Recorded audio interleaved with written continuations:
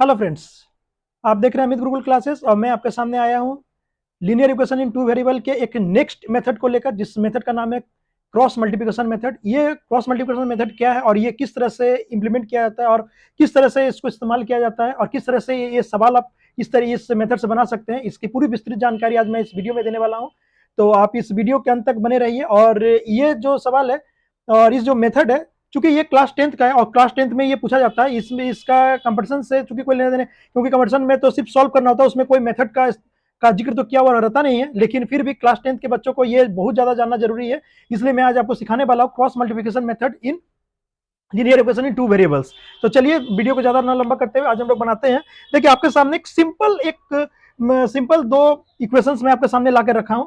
इस simple equation से मैं आपको पूरी तरह से समझाने की कोशिश करूंगा कि क्रॉस मल्टीप्लिकेशन आखिरकार बनता कैसे, आखिरकार आप ऐसे इक्वेशंस में कैसे आप उसको मतलब इंप्लीमेंट करते हैं। तो चलिए देखते हैं स्टेप बाय स्टेप। अब इसको और स्किप करके मत देखिएगा, क्योंकि ये बहुत ही थोड़ा सा अगर आप स्किप कीजिएगा तो मैं जो इसमें चीज आपको बताऊंगा वो चीज आप इसमें इस्तेमाल नहीं कर पाइएगा और आपकी गलती हो जाएगी।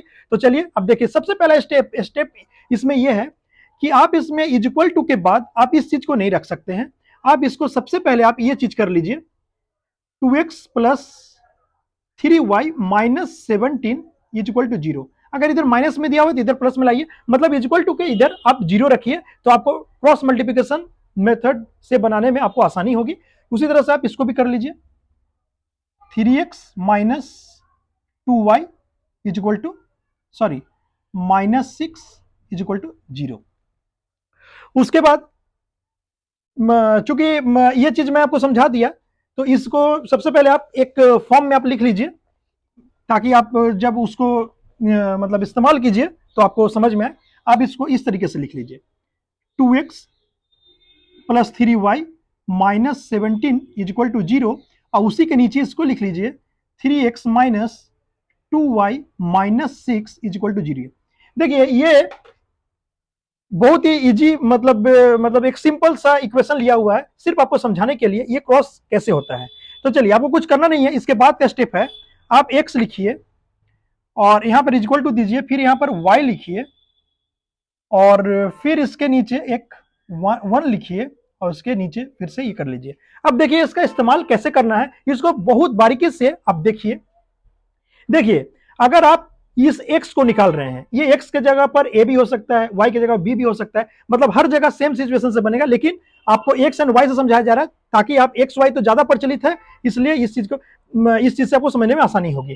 तो जैसे देखिए, आप जब x जब निकाल रहे हैं, जब आप x फाइंड आउट कर रहे हैं, जब ऊपर देखिए x लिखा हुआ है, तो आप इस x के टर्म को क्लोज कर लीजिए, हाइड कर लीजिए। ये x का टर्म आपका हाइड हो गया। उसके बाद देखिए साइन के साथ आपको आना है। ये देखिए y के टर्म को, जो y आपका जो कोफिशिएंट है, ये y जो लिखा हुआ है इसको नहीं लीजिएगा, सिर्फ इसके कोफिशिएंट्स को आप लिखिएगा विथ साइन। तो देखिए +3 इंटू -6, यहां लिखिए 3 इंटू -6। माइनस का साइन आपको खुद से देना है इसके बीच में। अच्छा, जहां पर आप खत्म किए हैं, जहां पर आपका इंड हुआ है, -6 में आपका इंड हुआ है, तो वहीं से आप स्टार्ट कीजिएगा, -2 इंटू -17। यहां लिखिए -2 इंटू -17।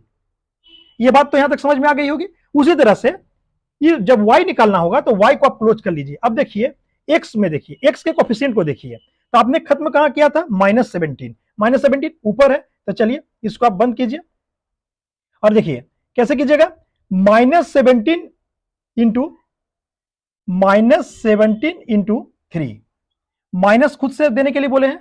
उसके बाद ये 3 में खत्म हुआ है, तो मतलब अब कैसे होगा, -6 इंटू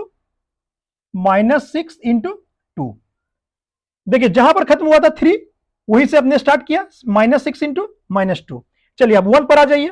1 पर आने के लिए इस चीज को आप हाइड कर लीजिए। अब इसको देखिए कहां पर खत्म हुआ था आपका, -2, मतलब नीचे खत्म हुआ था। तो चलिए नीचे से ही आप स्टार्ट कीजिए, -2 इंटू 2, माइनस का साइन आप खुद से दीजिएगा। उसके बाद 3 इंटू 3। ये तो आपको समझ में आ गया होगा कैसे किया गया है। यहां पर आपकी थोड़ी सी सावधानी आपका हटी, तो यहां पर आपका दुर्घटना घट सकता है। इसलिए दुर्घटना ना हो, आपका पूरा ये इक्वेशंस गलती ना हो, आपका समय बर्बाद ना हो, जिस कारण से इसको बहुत ही बारीकी से बनाइएगा, इसके पूरे कंसेप्ट को समझिएगा। उसके बाद देखिए इसको आप सॉल्व कीजिए, x -18 माइनस, और ये देखिए माइनस माइनस प्लस, और ये माइनस हो गया 34 इज इक्वल टू, फिर y माइनस 51 और minus minus plus 12 is equal to 1, ये -4 एंड -9 हो गया। अब आपको इसमें से निकालना है x एंड y, आपको तो इसमें से x एंड y ही निकालना था क्रॉस मल्टीप्लिकेशन से। तो देखिए क्या कीजिए, x के साथ ये कितना हो जाएगा, ये आपका हो जाएगा -52 इज इक्वल टू, इस 1 वाले टर्म को लीजिए, ये हो जाएगा -13। उसी तरीके से एक तरफ आप लीजिए y का, ये कितना हो जाएगा आपका -39 इज इक्वल टू 1/-13।